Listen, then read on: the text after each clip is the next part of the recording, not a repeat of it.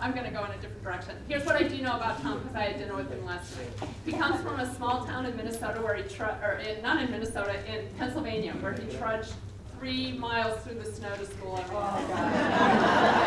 God. No, okay. Barefoot. Yeah. Go both ways.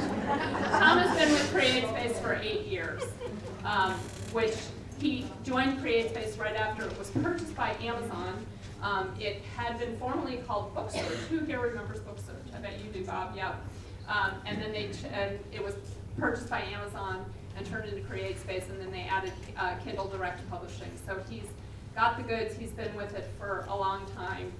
He does come from Pennsylvania, and the only other thing I'll tell you is that he's getting married in 2 weeks. If you are thinking, as I was, about introducing him as your daughter, it's too late. There you go, Thom Kephart. Thank you. Hi, y'all. Good to see a lot of familiar faces again. Thanks for having me back, first of all. So before we get into it today, I'm going to throw my name up here. My email address, I don't know why it's not on the slide, but it's first initial, last name at Amazon.com. So tkephart@Amazon.com. I'm sure there's going to be a lot of questions that I won't have a chance to answer just for time constrictions. So if something comes up through the course of this, please feel free to reach out to me. That's why I'm here. That's what I do. So Carla was right. I did write a $1 million bestseller on Amazon through CreateSpace. No, that actually didn't happen. I did join, so the true story is I joined BookSurge in 2005. So it was like a couple months after the acquisition. And when I was signing my offer letter for like $8 an hour, they said, oh, by the way, we were bought by this company called Amazon, and we don't know what that means really, so welcome to the company, here you go. So it's been a very interesting 8 years, because we've gone from a very scrappy startup company under BookSurge to combining a couple of different companies from California here and in South Carolina, becoming CreateSpace, launching Kindle Direct Publishing, becoming more kind of Amazonian in our thinking, and that thinking is customer centricity. So everything we do, whether it seems like the decision may not make sense, it's always for the customer. And so we're in this unique place where working for CreateSpace and Kindle Direct Publishing, our customer is you guys. It's all of you all as authors, right? We also have a second customer set, which is your end readers, right? So we're always trying to figure out how best to serve both audiences. And so there'll be times, and the biggest question that I'm probably going to get throughout the course of the day is about customer reviews. There are times when that conflicts, right? What we think is the best from a writing and a publishing perspective may not make sense for a customer and reader perspective. And so we're always working with those teams very closely to kind of get through any issues. And so I had a question earlier about customer reviews being removed and et cetera. And I'm just going to go out and say I really can't answer why that's happening, but if you have questions on it, email me. The team is very responsive, they're listening, so if you have questions or comments on that, email me. And there may be other things that I may not know about, such as the drone program, right? Actually does exist. It's honest to gosh, the absolute truth. The gentleman that used to be our VP is now the VP of that program. So it literally does exist. But there are things that I may not know, but ask the questions if you have it. So that's enough of me rambling. Going to kind of get into this. We're going to talk about a couple of things, and I first want to see a show of hands, though. Who joined the conversation last year? If I could see a show of hands. Great. Okay. Good. It's a good mix of people that saw last year and not. So last year we talked a lot about Kindle Direct Publishing and CreateSpace, how to use the platforms, what it means. This year I want to start a little bit further back in the process. Things that you should really think about before you publish and before you go to market. A lot of this, even if you've already published a book, a lot of this will probably still hit home because it's things that you can do, you can go and tweak, and you can kind of start to figure out how really to take the most advantage of all of the opportunities that are out there today. But the very first thing that you have to have, no matter what, if you're just starting to write the first words of the book, if you've published, or if you have 6 books ready to go, if you've already published, you need to have a plan. Writing the book is not enough today. It's a very hard process. It's taken you years probably to write it, to edit it, and get it out there. If you don't have a plan on how you're going to sell that book, then you've already kind of taken a misstep at the very beginning. Too often I've seen some really good books get published, but the author hasn't thought of it further than I just want to publish. They haven't thought about the business of selling the book. And so the next part of this talk, I'm really going to nail home that you have to have a plan. You really have to have a plan. You have to stick to that plan or make modifications as you go. The first thing you need to do is write. Write a lot, right? So I have NaNoWriMo up here. How many have participated in NaNoWriMo? Just a couple. So NaNoWriMo, it's literally just NaNoWriMo.org, I believe. It's a challenge. It's the month of November, write 50,000 words. 1 month, 50,000 words, right? See, I see some scowls in the, yeah. I tried it. What's MO? What's MO? Month. MO stands for month. It's the National Novel Writing Month. 50,000 words, 30 days, month of November, right? It is the hardest thing I think I have ever done, right? You have to basically write 1,400 and some odd words a day to hit the goal, right? How many altogether?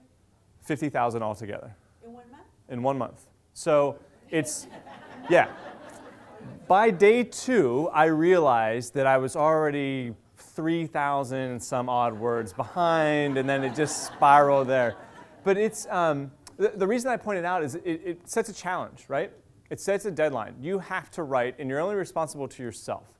So if you're taking it seriously and you really want to get into it, it's going to force you to put thoughts on paper. You're not going to come out with a great book, right? You're not going to come out with something that's polished and ready to go to press, but you'll have a lot of really great ideas written down. You've already taken the first step.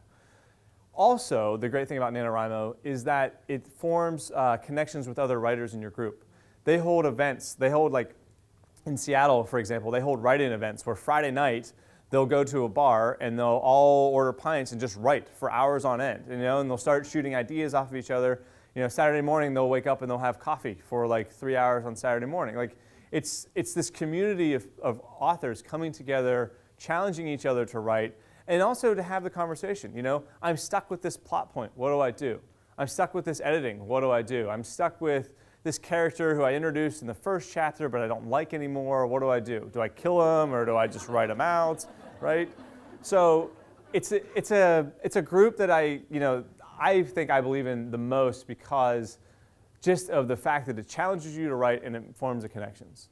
The other thing that I would say is join networks like this group, right? Y'all are sharing information, even in the brief few minutes for announcements. You're all sharing information on different websites like the Phil has up, or marketing services. I met a woman earlier, if she could stand up, who does PR for books.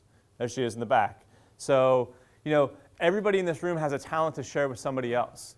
You know, your talent may be editing, or it may be design, or it may be marketing, or it may be public speaking, or it might be any number of things, distribution, right? You all have talents that you can share with each other. And if it's a part of an organization, you can then tap into that and start kind of like, you know, if you get to the end of the book and you're wondering what do I do for a marketing plan, you can speak with the woman in the back, right? Hey, by the way, I'm ready to go. What's my next step? And you start that conversation. What I've seen, especially if you go into groups like mystery writers and thriller writers and romance writers, is you're really helping each other learn about who your audience is, who your customers are to buy that book. So Romance Writers of America, I'm going to use them as an example. If you're writing romance and you're not a part of that organization, you're really missing out because they treat it as a business. They think after you write the book, that's hard, but then selling it's even harder. The first presentation I ever gave was to RWA in San Francisco. There were 3 authors there, Bella Andre, Barbara Freethy, and Tina Folsom. Barbara and Bella were both traditionally published. They were doing very well on their own. And then their friend Tina Folsom was also along in the ride.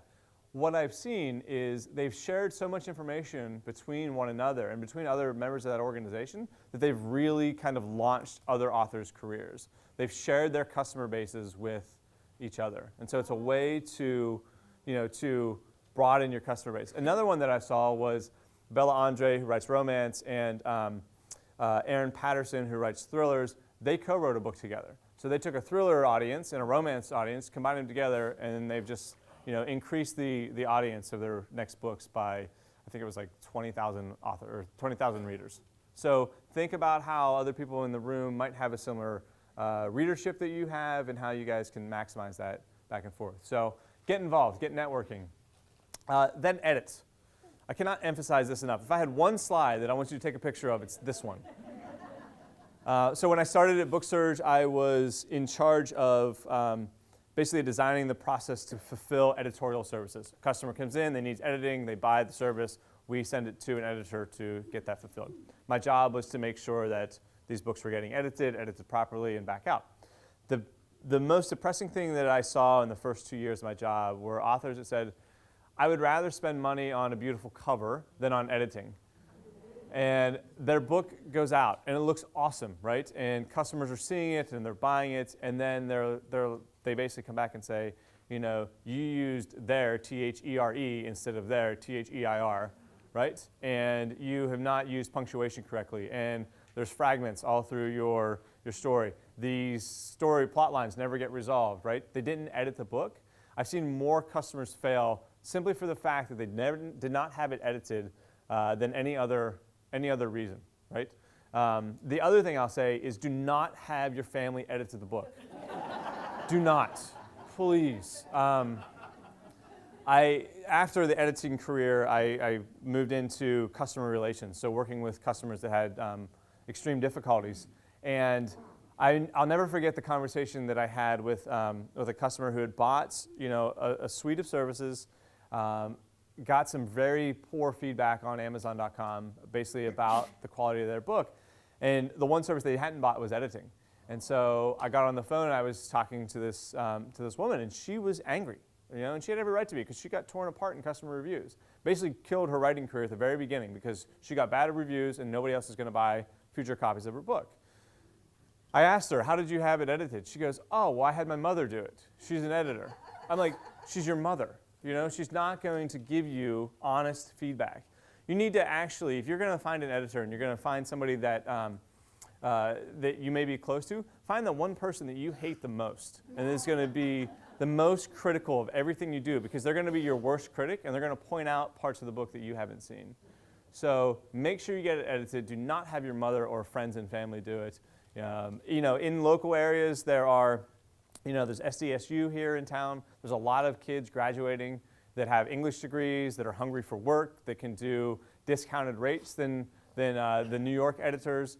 But, you know, you may not have the quality control, but shop around, you know. Don't buy from CreateSpace immediately. Look at, you know, services all over the place and see what price point fits your budget and who's going to give you the best service, right? Yes, ma'am. Are there some recommended editors at CreateSpace that you would definitely say have carried through? So the question was, are there recommended editors from CreateSpace that have definitely carried through? I don't know of any names off the top of my head. It's been 6 years since I've been on that side. But what I would do is like Joel Friedlander. He has Joel Friedlander from The Book Designer. He talks about editing and who good editors are. You know, another thing about the organizations and the groups, ask other authors. Who have you used as an editor? What was your experience? Did you like them, right? Did they serve your goals? So there's other ways to find out. Angie's List, too, has editor rankings on them. There's a ton of different places. Angie's List, yes. Yes, sir. Just follow up on editing. I had CreateSpace do the editing of my book. Love the effort. When I tried to credit the editor, I was told by the company that all I could have was your first name. Yeah, so that's a good point. If you use editing, and we'll talk about this in a couple minutes, if you use editing or any of the services by CreateSpace, we actually outsource that, and we don't share the full contact information from the person. So that's one thing. You know, if you want to sit down and have coffee with your editor, which I frankly recommend, you probably won't want to use a CreateSpace service, right? Also have multiple rounds. Multiple rounds is key. And I'm going to...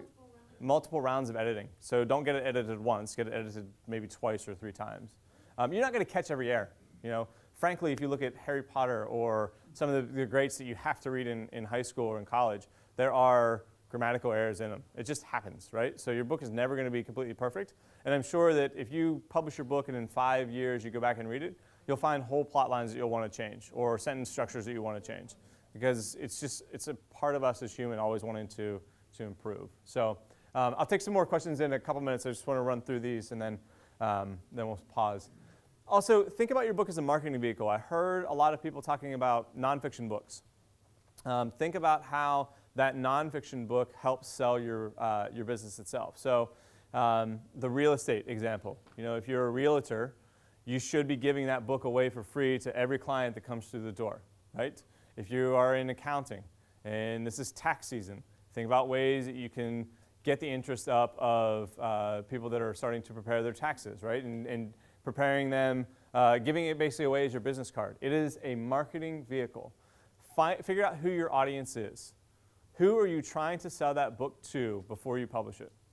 Who's your customer base? You might be able to find that by asking other authors who their customer base are, looking at market research, which can be expensive, but it's out there. Identify your audience. Also, make sure you have a plan. Marketing plans are key. This website, createspace.com/marketingcentral, it's a little outdated. It's about 2.5 years old at this point, but it does have the basic building blocks of what you need to think about. It has, how do you structure a marketing plan? What does your email campaign look like? What does your branding look like? What does it look like when you go out and present? Are you Thom Kephart, or are you Felipe Hernando, right? Is that your pen name? And so which brand do you go with, and how do you present yourself in the public? So, there's a lot of things you have to think about as far as a marketing plan goes. Also, you have to think about your keywords and your descriptions and search engine optimization. Frankly, your metadata today is what is going to sell your book first before customers, or that's what's going to help people discover your book first. Metadata, which is all the information about the inside of your book, is your title's cover today. People are going to do search terms generally first, and then find the book and see the cover. They aren't going to see your cover first in a bookstore and pick it up and say, oh, this is interesting, or this looks interesting. Metadata is highly key. And also think about getting advanced reviews, right? Think about sending it out to your fellow authors, have them write a blurb, a jacket blurb, or have them give feedback and post it on your Facebook page, right? There's a lot of other places outside of Amazon that you can get customer reviews on. Goodreads. You should all be using Goodreads if you have a book published. Get those reviews and get people out there involved in talking about your book and reading it. The last thing I'll say is, if you're interested, there are a lot of contests out there as well. Contests sometimes offer publishing contracts, sometimes offer services. Can you guys hear me better? Sorry. They offer services. There's a lot of things you can win through contests. I had the Amazon Breakthrough Novel Award up here because it actually opens for entries on the 16th of February. It's a free contest. You can win a publishing contract with Amazon Publishing. It's a way, though, really, I don't think of it, when I look at contests, I don't think of what I can win. I look at what is the feedback I'm going to get through the process, right? And I think the best thing that we've done with the Breakthrough Novel Award is built in a feedback mechanism. You're getting feedback from readers, right? You may not agree with the feedback, but it's still feedback. And you've got to take even the good with the bad. You've got to understand why that reader was possibly giving you the feedback. So think about that. Think about advanced reviews, feedback, and kind of what your plan's going to be. Also, do research. I have a book up here, 8 by Guy Kawasaki. Some of you may have read this book. It was written, I think, about 1.5 years ago, maybe at this point, maybe a little less. Written by a gentleman who came from Google and Apple, very technology background. But his co-writer, Sean Welch, is like a book marketing expert. And so they've peppered this book with a lot of detail and a lot of information about how you can take advantage of all the publishing opportunities out there today. But there are a ton of books. This isn't like the pinnacle of books. There are a ton of different books about all different types of subjects: self-publishing, self-marketing, independent printing, distributing. Like, there are a ton of books out there. So get online and do some research. Go back to your network. Talk to them. Ask them what you should know. What are the pitfalls that you ran into? What are the biggest challenges? What are the hurdles? What is the best thing you did to sell your book? What is the best thing you did before you published your book? Ask questions. I've been in this industry for 8 years, and about 5 years ago, it really started to change where self-publishing was not looked at with kind of a slanted sideways glance, right? It became a more accepted way to publish the book, and today it's like the way that most people are doing it. But even being in the industry every day for 8 years, I still am learning every day about how things change, how people are using a company called BookBub, BOOKBUB, to get marketing and advertising help. How they're using Pinterest, how they're using Twitter and Facebook, how blogs, frankly, if your customer base is anybody under the age of 35, a blog is not going to reach them. People do not read blogs anymore. They look at things like Pinterest and there's another Tumblr, right? Very image-based, Tumblr. Is it a blog though? Tumblr is not a blog, it's an application. But these are all things that people are picking up, and that's where it's important to know who is your audience and how are you going to reach them. So think about that and do your research. But end of the day, you have to have a plan. I can't stress that enough. If you don't take anything else away from the next hour, take that away. Have a plan, develop a plan with other writers, figure out what that plan looks like, and try to stick to it, right? Because if you don't have the plan, you've already kind of not taken the first right step. So I'll pause there for a minute before we get on to Amazon, the marketplace, and some graphs and fun stuff. I saw some questions. The gentleman back behind the camcorder had a question first.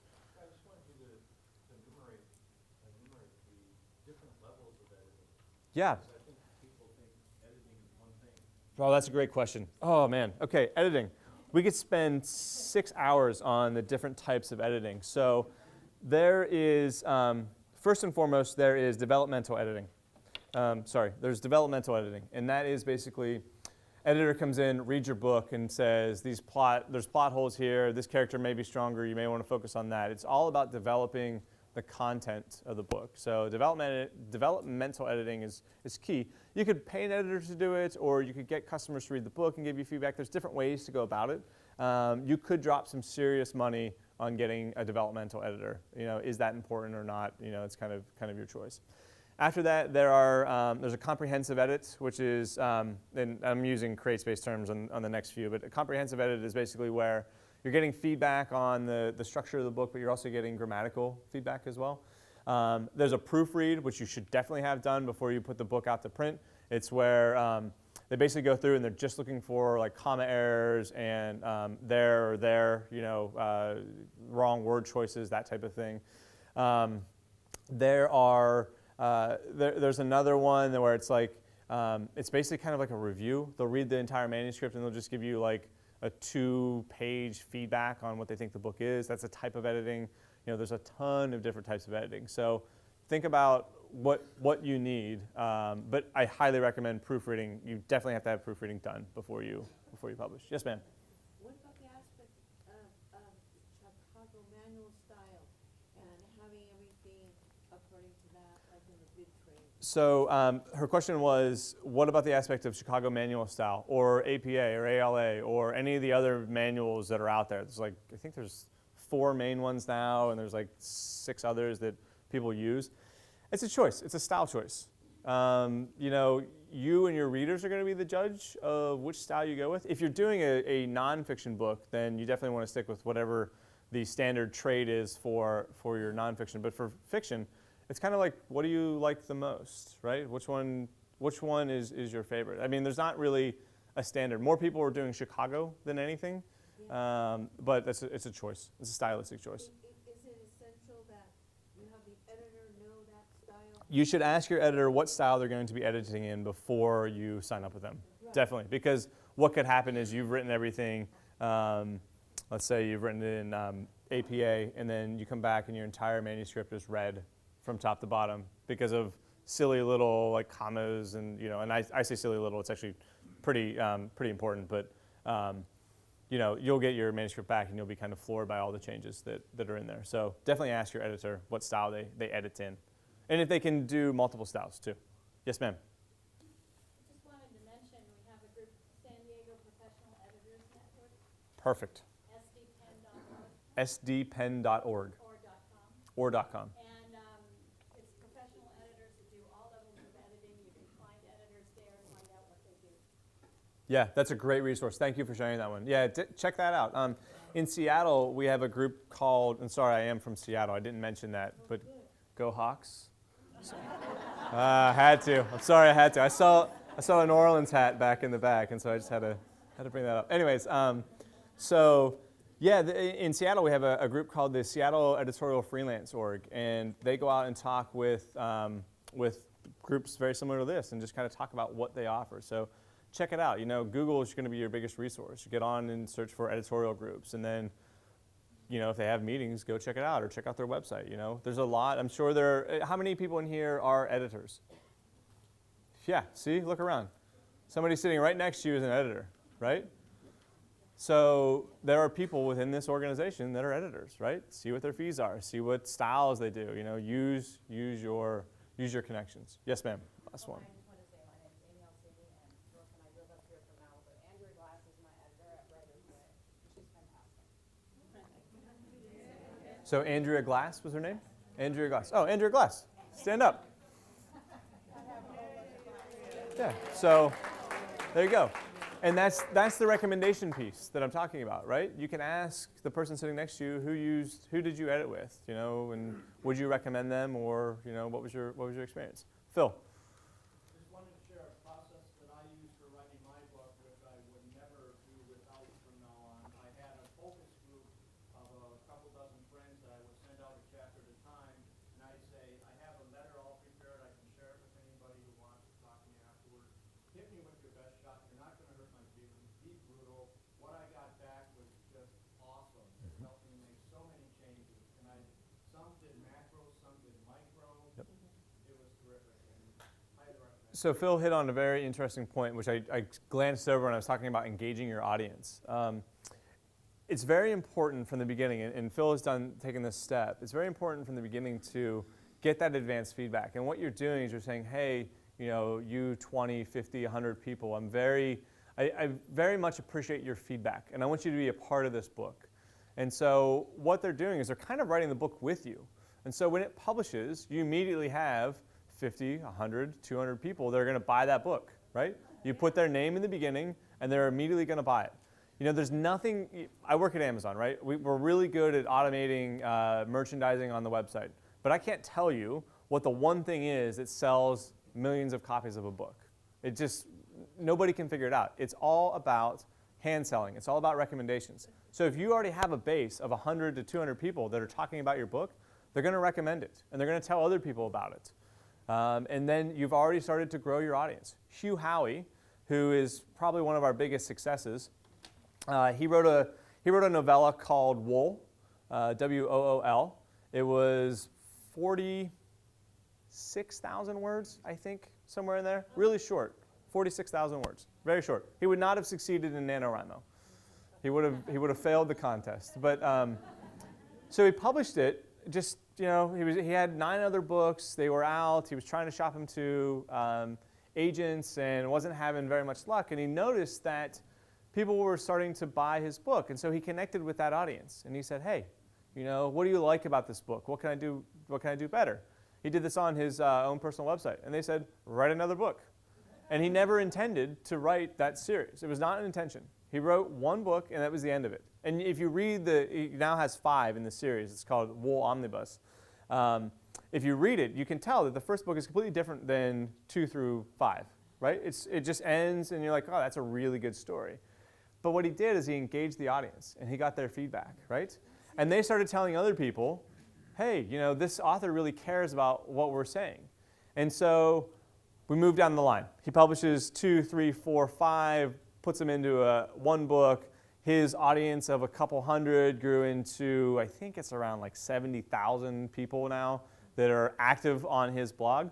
And he said, hey, I'm going to be traveling around a little bit now that I'm starting to sell more. I want to go see some bookstores.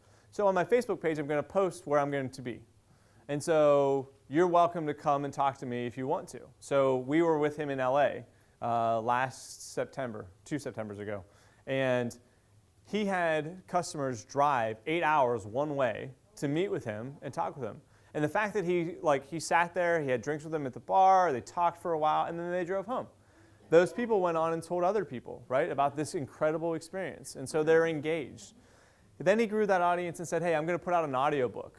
You know, these people have already bought each of his singles, each of the one of the 5, bought the omnibus, and then he says, hey, I want to do an audiobook. Who should my narrator be?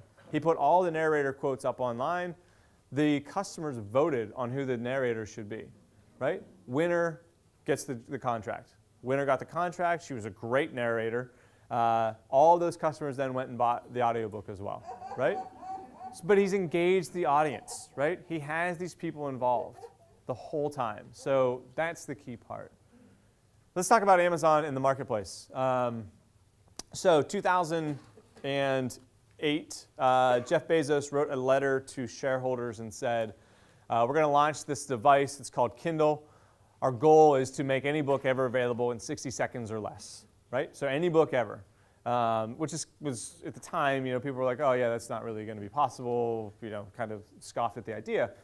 But the fact is that we've always tried to stick to that mantra, right? How do we make every book that's published in this room available on the Kindle device? So that way anybody anywhere in the world can buy it in 60 seconds or less. So basically kind of spreading information. But at the same time, we're also heavily investing in CreateSpace, which is print on demand. So it frees up warehouse space for us. But it also makes sure that the book and your customers can get that book tomorrow, and it's a brand new copy. Just print it off, just hot off the press.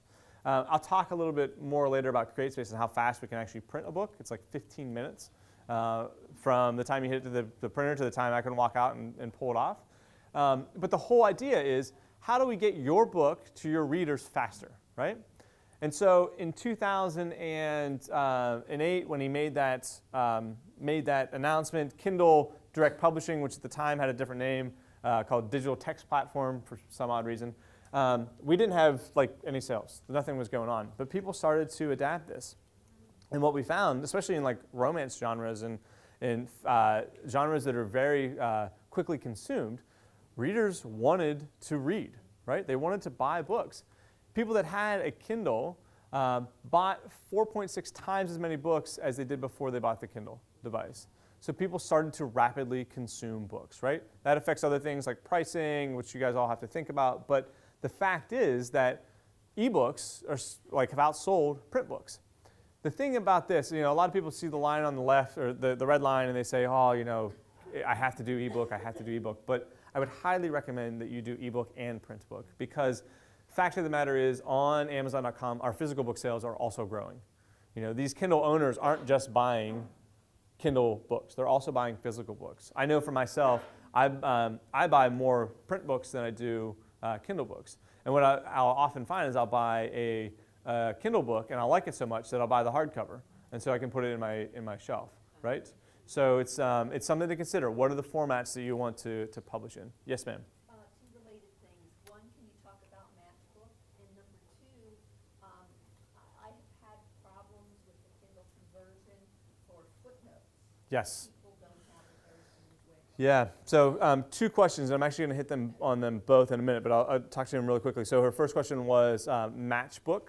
Matchbook is a program that Amazon launched where basically if you have a physical book, you can also you can sell your ebook at a discounted rate. So you can buy the physical book at full price, and then you can get the Matchbook at, I think it's somewhere between $0 or $2.99 in that area. I forget what the exact discount is. Yeah, $99 to $2.99. That's it. So it's a way to kind of increase the sales across all of the different formats. And that actually, the driver behind that was the success we had with Kindle books and audiobooks. So seeing how people consumed in multiple media sources. The second question was about footnotes and the Kindle device. Super challenging, right? There are a lot of things, technical books with a lot of equations, those types of things are very hard for us to do at this point. So that's still, I don't have a solution, right? I'm going to continue on because we're going to talk about that in a minute. And I wish this slide was right, but I think I've messed it up somewhere. Basically, it should do this nice fade out. It's this beautiful moving slide. So I'll describe it to you. So basically, what it shows is that in 2012, of the top 100 books on Amazon, there were 27 actually that were in that category, were all self-published. So over a quarter of the books in 2012 that reached the top 100 on Amazon were self-published. And that number in Germany at the end of 2013 was 52 or 56. In the UK, it was getting up into 30. And in the US, it continues to rise too. So we're seeing that customers, and this is, it's not shocking to me, coming from a brand marketing perspective. But customers are buying books because they're good, not because of who published it, right? So, I bet you if you ask your readers, who's your favorite publisher, they may say Penguin or Random House because that's the ones they know, but then ask them what titles they've read, and I bet you those titles are probably not from those publishers. So it's just something to think about as you go through. So that was Amazon in the marketplace. The last thing I will say about this is that for you, there's a lot of opportunities to publish. There's a lot of different ways to get out there and get your book into print. It's never been a better time to be an author, but it's also never been a harder time to be an author, right? If you look around, Carla said that we're not really competing with one another in this room. True, you can help each other, but also, customers are going to buy one book or from one or the other. So you need to think about that. You need to think about who the other people are in the room that are also writing romance, and how are they selling, and how should that affect how you're selling the book. It's never been a better time to be an author, but it also means there's more work on you guys too to sell that book. So from there, I'm going to go into how to get your book to market. Before I go there, I am going to pause and take a question.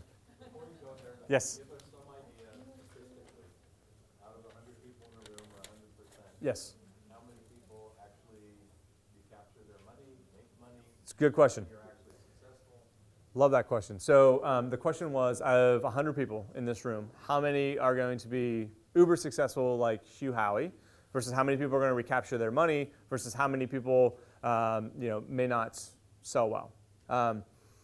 What we've seen, Hugh Howey is an example, right? He is an outlier, right? The majority, I bet you in this room, maybe one of you will sell millions of copies of your book, hopefully, right? I wish everybody could do it, but it's not the truth. The fact is that the majority of you, if you use free services, you're going to make some income. We're trying to make it to where you can quit your day jobs. We are seeing a rise, and I don't have the percentage numbers. We are seeing a rise, though. I just got a survey back 2 days ago from a research firm that basically showed year over year we rose, I think it was like 26% in the number of people that could quit their, 26%, or the number of people that could quit their real job and just focus on publishing. These people have multiple titles. They are not a one-book author. That's the first thing I'll say, right?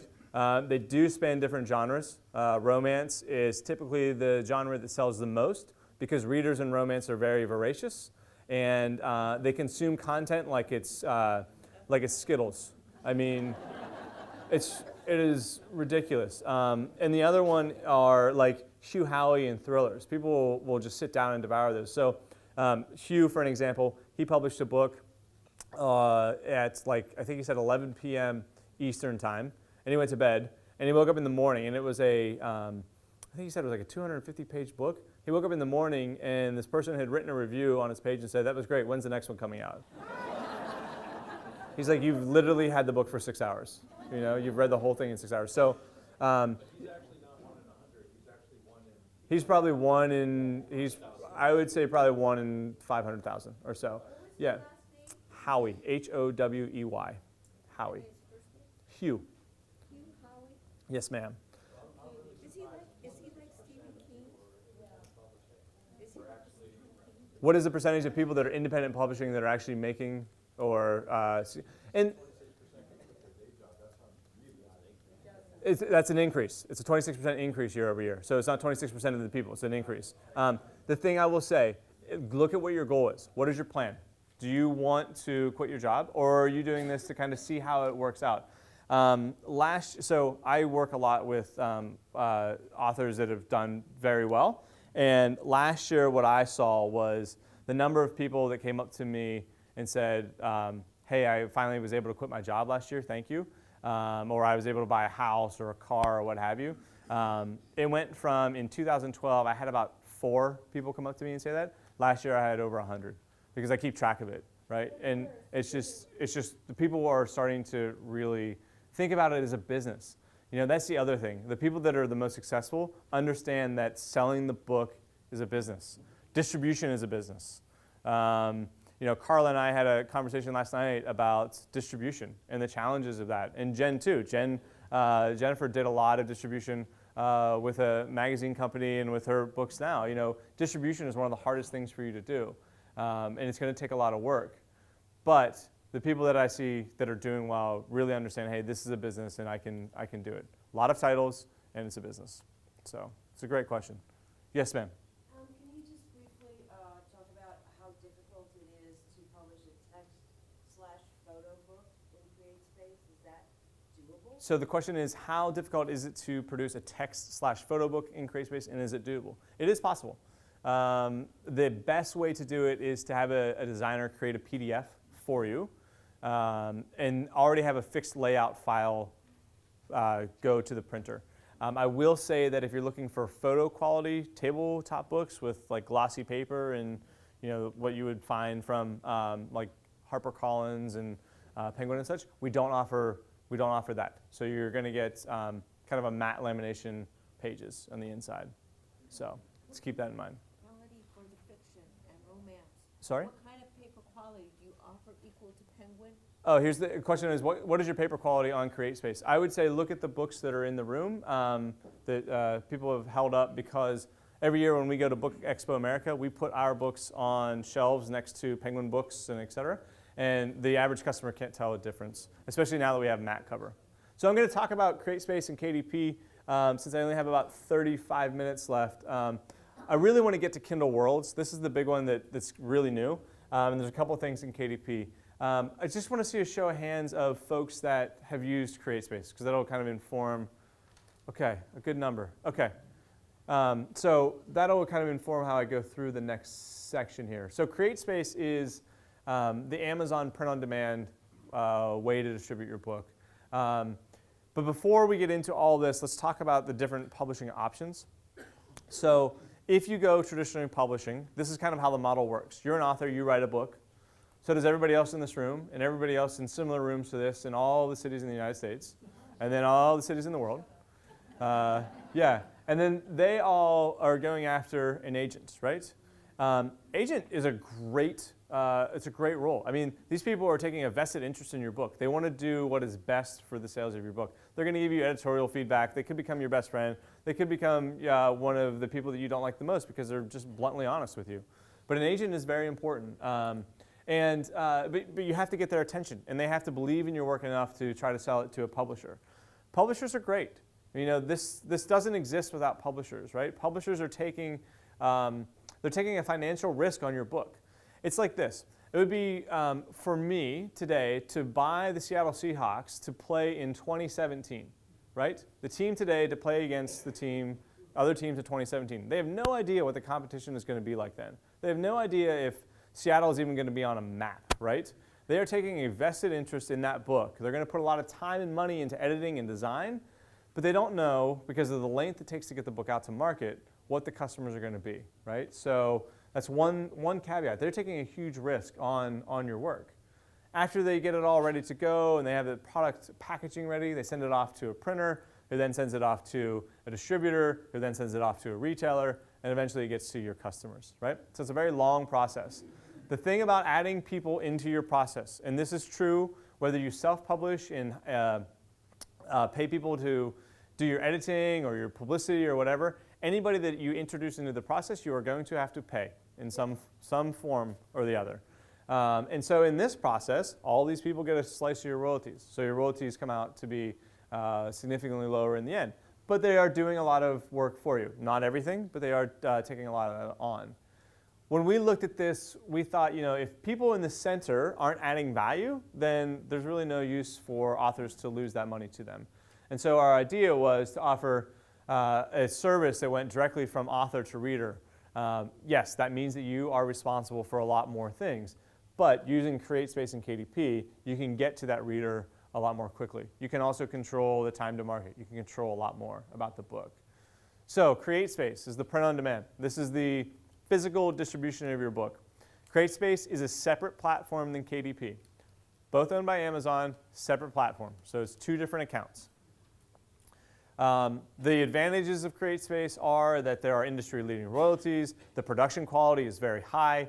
The span of things that we can do with the production is very high. It's completely free. There are no charges. All the distribution channels are free now. If you want to buy physical copies of your book, then you are paying. We'll talk about distribution in a minute. So there are a ton of ways that you can get the book out there, but it's not an end-all be-all, right? We can't reach physical Barnes & Noble stores very well, so I'll talk about that. And that's the whole thing, guys. I want to be very honest with you about what you're walking into, and I'm really glad that you brought up that question because, you know, I think this is a great service. I really love that you can call 24 hours a day, 7 days a week and talk to somebody. You know, and I made this joke last year and I got a couple chuckles, but I'm going to do it again. Like literally when I worked in customer relations, we would come in on Monday morning and like what was the most drunk phone call that people got over the weekend?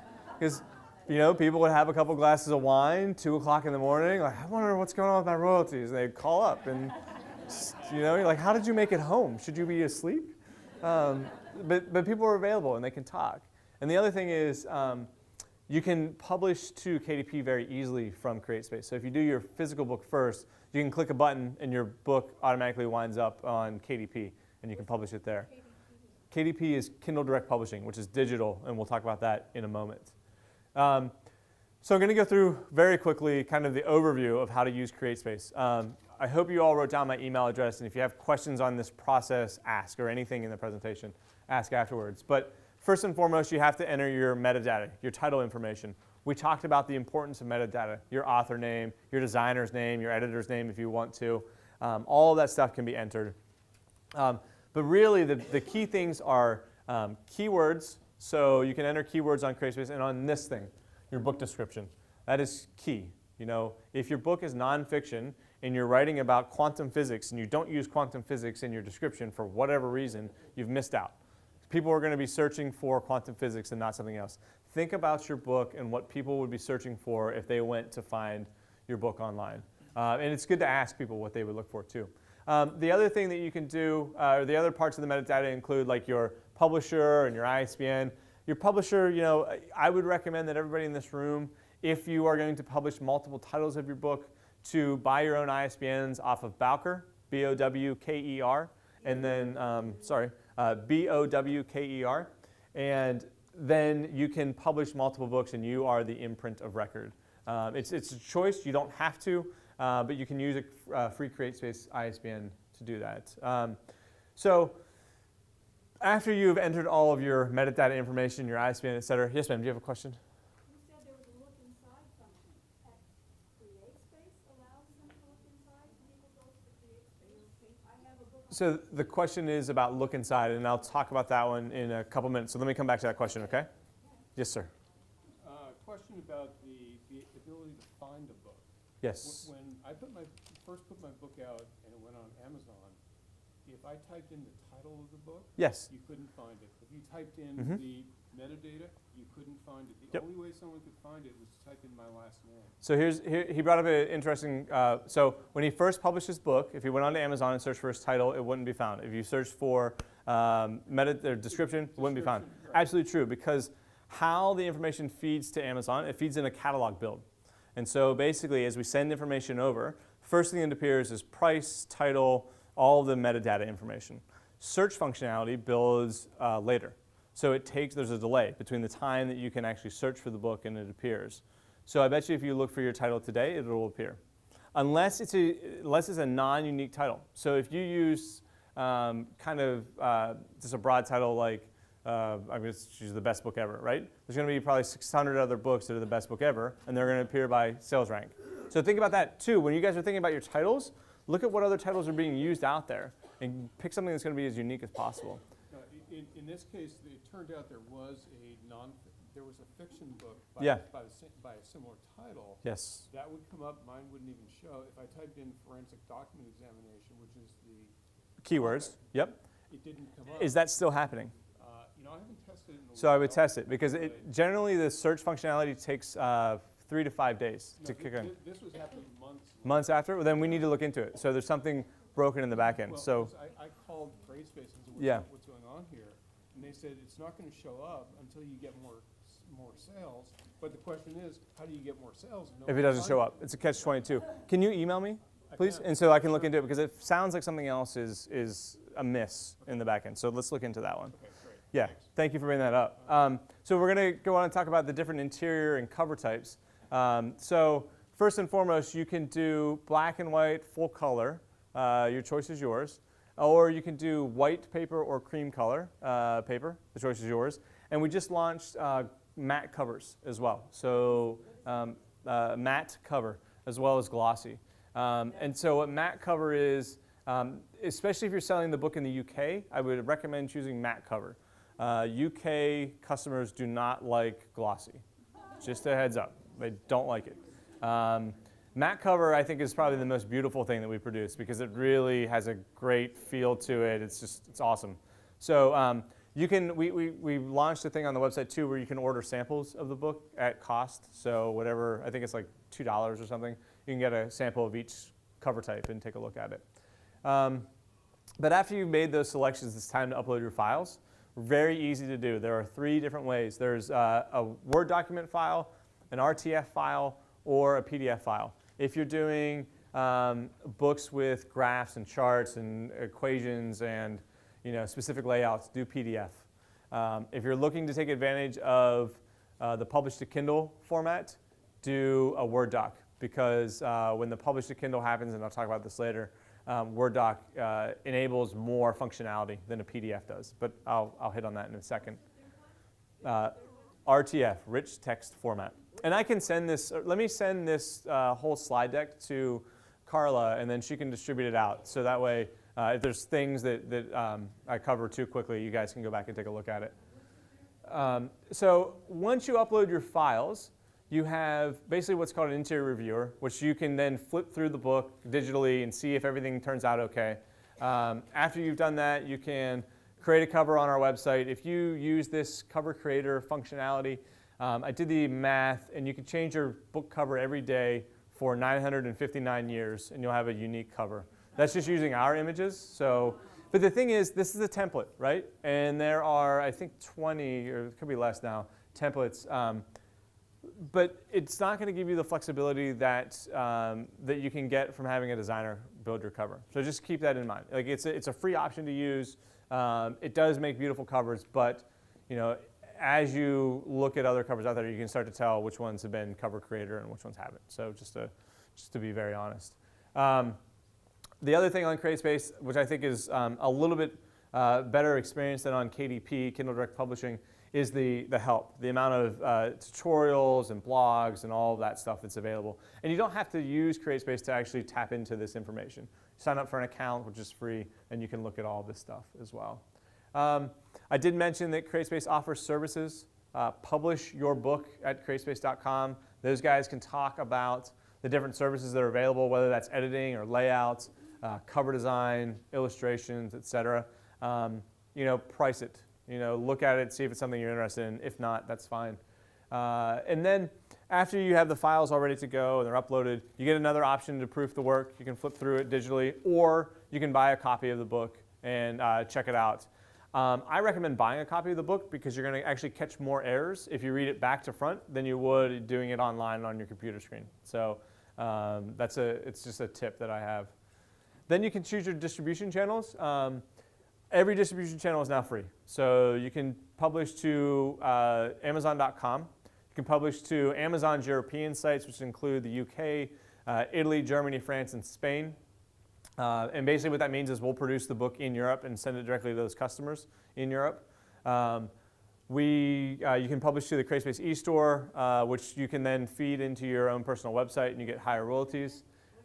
You can also do it to expanded distribution, which is to other bookstores like BarnesandNobles.com. Some small independent bookstores use that, libraries, etc. So there are a number. Yes, PJ? I was told recently that if you come in with your own ISBN number, they will not do expanded distribution. Great call, yes. So when you're looking to choose your ISBN, when you get to that screen, it's going to come up and say, hey, these are the different options with ISBNs and what it does to your distribution. If you come in with your own ISBN, this one is gone, the libraries and academic units. And it's because we use a service from Baker & Taylor, and Baker & Taylor can't accept all the different imprints in ISBNs that we have. So they only accept the CreateSpace ones right now. But you can open an account with Baker Taylor. you can open an account with Baker Taylor directly. You can open an account with Ingram. And that's the whole thing about CreateSpace and KDP is it's non-exclusive. So you can use all of these different services. I'm sorry? I'm going to send out the slides afterwards. The other distributors are Ingram and Baker and Taylor. And so there's a lot of information here, guys, and I understand that. So I'll get those slides out to Carla and we can circulate it after. Because I want to get to Kindle World, so I think that's the cool thing that we have going on. You can self-distribute your book. I had a question earlier about what if I want to produce copies of my book and send it to where I'm going to be across the country giving a presentation? You can totally do that. You can send them directly to bookstores. What I do when I travel around is I buy books. They're produced in either our LA facility or in South Carolina, and they meet me in Texas and in Maine and New York and wherever, so I don't have to cart them around on an airplane. So you can do it internationally as well. You are going to pay higher shipping though, so all bulk orders are produced in the US. The biggest thing that you're going to get out of CreateSpace, since it's print on demand, is that your books always stay in stock on Amazon. This is key. It does change around the holidays, especially around Christmas, because of the influx of demand we see. We try to stay ahead of it as much as possible, but for the majority of the year, you'll see that it is in stock, so customers can buy it. You can literally buy it today, and if you have Prime and you want it tomorrow, we can get that book to you tomorrow. We can produce it and get it out to you. Write this down, bit.ly/CSP-royalty. It's in the handout too. Sorry, it's bit.ly/CSP-royalty. That's going to give you a royalty calculator, and it's going to talk you through what you should expect to earn per copy of your book. It's not difficult math, but it takes a lot to explain. I would say look at the website, and it'll tell you exactly what you should expect to earn per copy of your book. So the last thing is that publish to Kindle. This is where, at the very end of the process, if you click this button, we'll send all of your metadata and your interior and cover files to KDP, Kindle Direct Publishing, and you just claim it and say, yeah, that's mine, and you can move on in the process. I would recommend using a Microsoft Word document if you're going to use this, because if you use a PDF, you're basically sending images to the Kindle device, and your readers won't be able to expand your text. They may not be able to zoom in. They may not be able to read it as well, whereas a Word document allows that flexibility to change your font size. So that brings us to Kindle Direct Publishing. I'm going to actually hold off on any more questions because I only have 20 minutes, and I want to make sure that we get through this, and hopefully we'll have some time at the end. Kindle Direct Publishing is the digital way to sell your book on Amazon. It is the only way to sell your book on Amazon. Through it, just like CreateSpace, it's easy to enroll. It's 100% free. You maintain all of your control, which means you can use that service and other services if you would like. And you get very high royalties through KDP. So quickly, when I talk about the Kindle and selling it to Kindle, I'm talking about selling it to the Kindle ecosystem, which is not just the device. It's also iPhones and iPads and computers and Blackberries and all of those types of devices. In the end of 2012, the #1 downloaded app in Japan was the Kindle Reading app. It was very high in Europe as well. So you're not selling only to people that have Kindles. You're actually selling to anybody that has a Kindle app or is a part of that Kindle ecosystem. And from knowing and working with the device side and the app side, they're going to continue to grow that. I mean, it's going to continue to massively expand, and you're going to have more and more readers able to get access to your book. Using KDP, you can distribute globally, literally all over the world. The places include Canada, US, Mexico, Brazil, UK, Germany, Italy, France, Spain, Japan, India, Australia, New Zealand, and not South Africa. I'm not even going to say that one on speaker. There's a lot, and that's going to continue to expand as we continue to grow where the Kindle business goes internationally. So you can reach literally thousands of readers. It does not mean that your book for sale in Spain is in Spanish. It means that your book is in English, so it does not have a translation to it. So if you want to translate it, you can. We are seeing, though, that customers, especially in Germany and Spain and India, are buying English language books, at a very high rate. It's not as high as natural or local language, but it's still a pretty high rate. So you can reach more customers.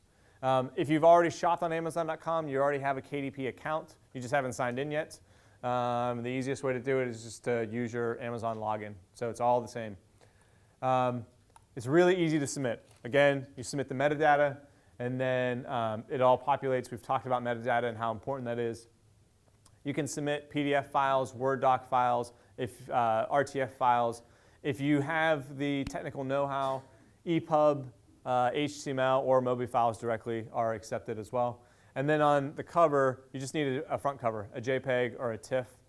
You can also use this cover creator, which is a little fancier. You have a lot more freedom to move things around. This, you can change your cover every day for like 1,300 and some years. So get busy today and you'll have a new cover every day. We also give you the ability to preview the book. You can look at it on a Fire device or a Paperwhite. You can see what it'll look like before it goes to market. You can choose specific territories that you want to sell it in. If you only want to sell your book to the Isle of Man, you can do that. I don't know why you would want to, but it is a possibility. There are 246 different territories that you can choose, or you can just choose them all. I mean, this is very important. So Bella Andre, for example, right, she got some success. She sold her rights in Poland, so that way a Polish publisher could pick up her book. So she just deselected Poland, right? And so if you start to get success and you start to have people interested, you can unenroll or make it unavailable in different countries through the platform. The same bit.ly, only replace CSP with KDP. That'll give you the royalty calculator. I'm going to be honest, KDP royalties are a little bit more difficult to figure out because there's a download fee for high, like so if you have a color book that has it's a massive file, it's going to be a lot, the download fee is going to be higher than if you have a plain text file. So look at it, kind of look at all the different math that has to go into it. The general kind of program is that anything priced between $2.99 and $9.99, you retain 70%. Outside of that range, you retain 35%. I'm sure there are a few folks in here that have a nonfiction book. They're like, that kind of leaves me out because I want to price it at $15.99 or higher. Unfortunately, today, that is the bands. If you have feedback on it, contact KDP customer support because we're always listening to, hey, should we adjust these bands and what should that be? So, yeah.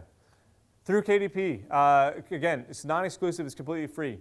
But if for 90 days you want to go exclusive with KDP, in other words, sell your book, sell your ebook only on Kindle and only on Amazon, we give you a couple of things in return for that agreement. You can do it title by title. So it's not all of the titles in your account. It's actually just the titles that you choose. What we do in return, if you say, yes, I'm only going to sell it on Amazon, we get you into the Kindle Owner Lending Library. This means that anybody who's a Prime member and has a Kindle device can download your book for free and read it. To compensate you for that, we have a fund. I think, I'm not going to misquote, but last month it was around $1 million. It goes up and down month to month. But in general, authors, whenever your book is borrowed, you get a percentage of that fund, depending on how many books were borrowed. And in general, you get anywhere between $1.70 and $2.20 return for every borrow of your book. What it basically does is expands your distribution channel. You're reaching a lot more readers that are interested in your book that aren't having to pay for it, and then it can then get on and leave reviews and recommend it and kind of build your awareness. You also get to price the book at $0 for 5 days. When this first launched, this was a hot item. People loved it. It was selling a lot of books. The effectiveness now has changed. You have to really look at what your marketing campaign is, what your plan is to how best to use those days. So it is available. You can do it. It's just you have to be strategic about how you use it now, a little more so than a year ago. The coolest thing that we just launched is Kindle Countdown Deals. Basically, it's where you set up a calendar and say, my book is regularly $6.99, and for the next 24 hours, it's going to be $2.99. And on the detail page, it actually has your original price crossed out. It has your new price, and it has a countdown clock that says, buy this deal before 10 p.m. or the price goes up. So it's kind of this fun little way to entice your readers to get on. You can tie this to the free days. You can do it for free, announce it on your website, hey, for the next 5 days it's going to be free, and after that it's going to be $2.99, and after that it's going to be $3.99, and you can kind of try to entice customers to buy the book using this. Other things that we need to continue to focus on is marketing. Neither CreateSpace or KDP has a really good way for you to market the book, and so we'll look at more things to add to those two programs to help you reach readers and get out there. The last one was about Kindle Matchbook. You don't have to be in KDP Select to take advantage of Kindle Matchbook. All you have to have is a book in print and a book available on KDP to enroll. Again, it's a way to get your customers to buy multiple formats of your book. So I'm going to move forward, talk about Kindle Worlds. This is kind of cool. It's a very heated debate on Kindle Worlds because it's been positioned as fan fiction, right? And fan fiction is a general rule of thumb. You should be able to write for free, and it's just kind of for fun. This is a way to monetize what are actually expanded universes, right? So things like Vampire Diaries, Gossip Girl, and Kurt Vonnegut's, and Wool series, and all of these kind of popular works, you can now go in and write in their work or in their world. So the original content creators or the universal rights holders of that world and you as an author get credit for that sale, and you get a portion of that sale. So it's kind of a royalty share between you and the original creator. The basic premise of this is the rights holder puts together a synopsis. This is what the world's about. And then they put together a set of guidelines. Thom can't fall in love with X, Y, and Z because it's against his character, right? And so you have to stick to those parameters. But you can write in this world, and you can kind of go off, and you can introduce new characters, and you can do kind of anything that you want as long as it meets those content guidelines. To do that, or when you do that, you're basically, let's say in Vampire Diaries, you're writing in that world, and you introduce a new character, and your sales of that book take off. Vampire Diaries can then come back to you and say, hey, we really like this character. Can we buy the rights to that character? Or can we work with you on a deal? Can we do X, Y, and Z? So it is a way to gain exposure. The biggest thing, the reason I bring this up in this topic is that we are seeing customers who already have books available. And maybe they have 1 or 2 books available on the site, maybe a series. The people that are using this are getting a bigger footprint on Amazon. So let's say a customer comes on and they see that you've written in Vampire Diaries, and they're just curious. Hey, I want to read it. They get on and they buy the Vampire Diaries saga that you've created for $1.99 or less, or $2.99. You get a portion of that fee, or you get a portion of that sale. But then that customer then goes on and clicks on your name and say, hey, what else do these people write? And so they start to get more exposure. People are like, oh, that's interesting. Let me read this full-length book. The other thing is Amazon Publishing is heavily vested in this program. The editors of Amazon Publishing are looking at customer reviews and sales. So if your series or your short is starting to sell a lot, they'll reach out to you, or they'll feature you in more marketing projects on the website. So you start to gain more exposure. We think it's a really good thing for customers, for readers. We also think it's really good for you guys because it's giving you that extra footprint, and it's giving you the ability to reach out to more customers in the end. So Kindle Worlds is a fantastic service. I'm not going to cover off on Author Central because it's very long. If you have a book already published on Amazon and you have not used Author Central, go to amazon.com/author. You already have an Author Central account. You're just kind of missing an opportunity. We think of a book's detail page as the home page on the internet for books. It's where people are going to go the most. The Author Central page is very similar to that, where it's going to be a central resource where you can put blogs, you can see sales figures, you can do a lot of stuff with that. It's completely free. Again, it's another free service. Same with Kindle Worlds, it's free to use. So get on and use your Author Central account. Look inside briefly. That is automatically added, and if for some reason, woman in the kind of 4 rows back, you had a question about why your look inside didn't show up. I'll need to look into that, I don't know, but it should be automatically added for every CreateSpace book and every KDP book.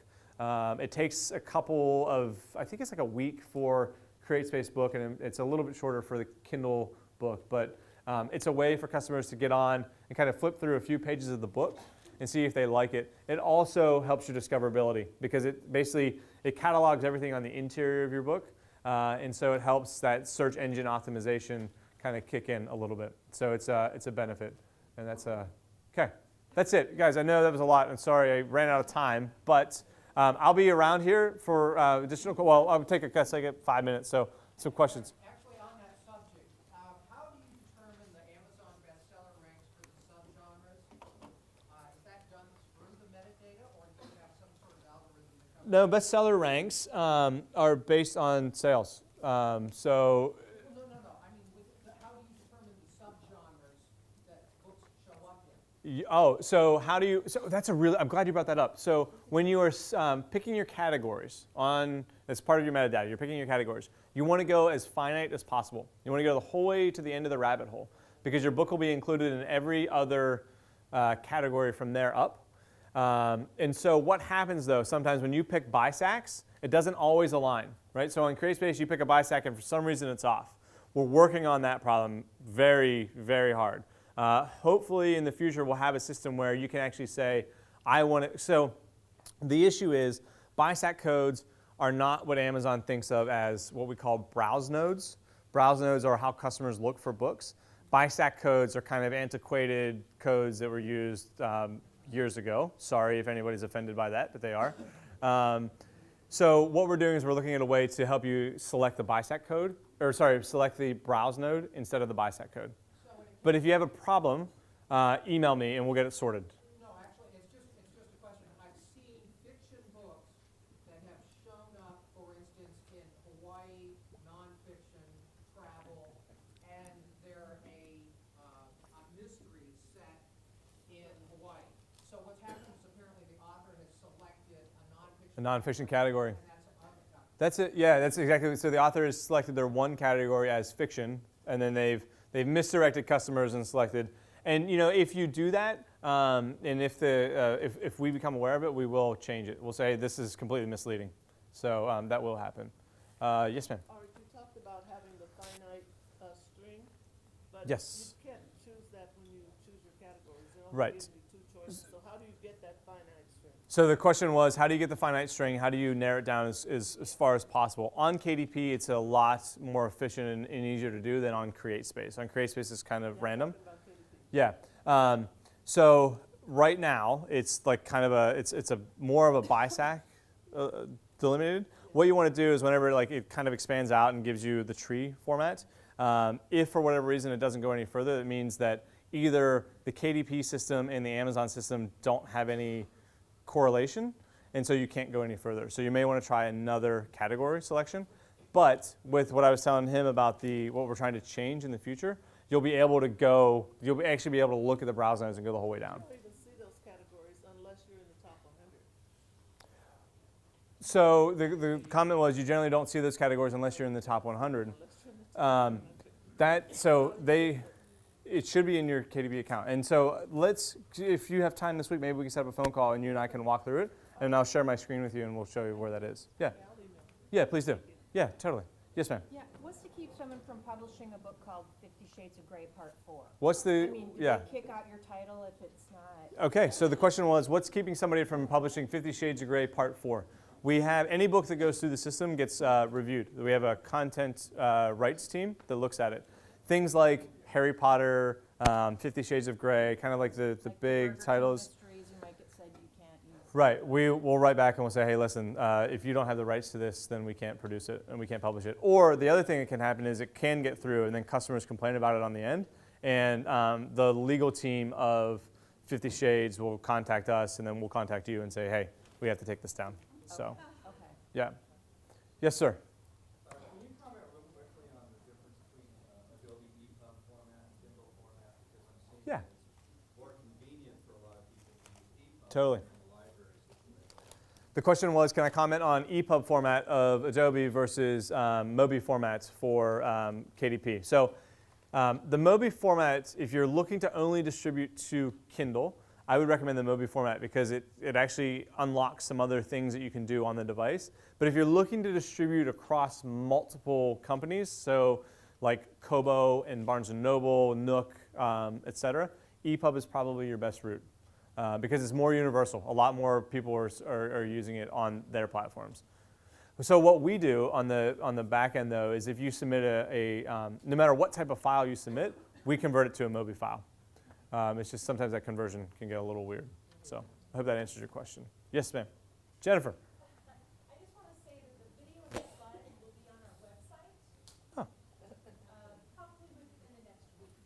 Okay, video and slides will be on the website. Thank you. Awesome. Yes, ma'am. For writing reviews, can we all write a review for each other? Great question. So the question was, can we all write reviews for each other? If you've bought the book, but then, so this is where we had a conversation earlier. I'm not well versed on the review team, what their policies are or their changes, because what I've been hearing, and this happened to you, is where if they think that like a group of authors are kind of getting together and posting reviews online to kind of benefit each other's sales, they'll start to remove reviews. And I don't know what the policy decisions are behind that. So I don't have a definite answer for you, but I do know that reviews will get removed on times. So I'm sorry I don't have anything better than that. Yes, ma'am. Can you upload your own cover on CreateSpace? Definitely. Yes. Yeah, you should too. Yes, ma'am? Can it be on a Word document? No, your cover files on CreateSpace have to be PDF or JPEG? So you'd have PDF. 2 of them? You have 2 files. On both platforms, you have 2 files. You have an interior file and you have a cover file. And so the last question is, Yes. in LA, do they do the printing too besides South Carolina? Do you have somewhere where you? We do. We have a couple of production facilities for CreateSpace around the country. Lexington, Kentucky. There's some new airport, or not? It's not new. There's an airport in LA. I think it's Ontario. I think is where it is. Yeah, Ontario. Does that sound familiar? I guess it's like the most beautiful airport that's not used in the state, right?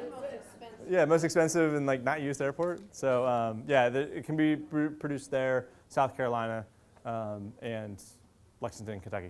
Like I said. Are these are all done through your contracts to printers? We own the printers. You own the printers? Yes. Yes, ma'am. Do book titles need to be copyrighted? You cannot copyright a book title. It's not possible. You can only copyright your interior. But you can, so you can't copyright a book title, but you can, like Harry Potter, they have that trademarked, right? So there's trademark and rights. And that gets really confusing, frankly, about which is the right one and what the different things are that you have to do to get it trademarked or rights registered. So for the majority of people, no, you can't. Like I could produce a book called Wool, and that would be okay. But Wool, W-O-O-L, because it's just it's an everyday term, and he hasn't trademarked it. But you know, you're going to upset a lot of customers, and you're going to probably get your book taken down eventually. So if someone has the term copyrighted, you cannot then use it as a title? If something is copywritten, you cannot use it unless you have permission. If it's trademarked, I'm not sure. You'll have to check with a lawyer, frankly, on that one. I'm sorry. I don't have a better answer. Any questions over here on this side? Yes, ma'am. Author Central, I'm sorry. Author Central, yeah. Central, yes. Do you have to have used, do you have to be an author who has used CreateSpace to access that? I'm glad you asked. So her question was, for Author Central, must you have used CreateSpace or KDP? No. You only have to have a book available for sale on Amazon. I do. So Author Central. So if you use a traditional publisher, like let's say you went with Penguin or you know, any publisher, and they've published and put your book on Amazon, you have an Author Central account, and you're in control of it. Yeah, so I'm glad you asked that one. You'll have to sign. You'll have to basically what you do is you use your Amazon sign-in for Author Central, and then we'll send you back a list of books and say we believe these books are yours. Did we miss any? And then you claim the ones that are yours, and then you're into your account. It's pretty easy to do. Yeah. Yes, ma'am. The last question, then I got to. Early on, you were talking about research, and you were speaking about Kawasaki and Wells. Yeah. At that time, you gave several websites, like Pinterest and Yeah. there was one called Book Club or Book BookBub. So the question was, when I was talking about marketing and research, what was the websites? BookBub, BookBub. And basically, it's a resource that authors are using to advertise their book and buy paid advertising. So, hey, thank you all. I'm sorry I ran out of time. Thank you all for listening and for the questions.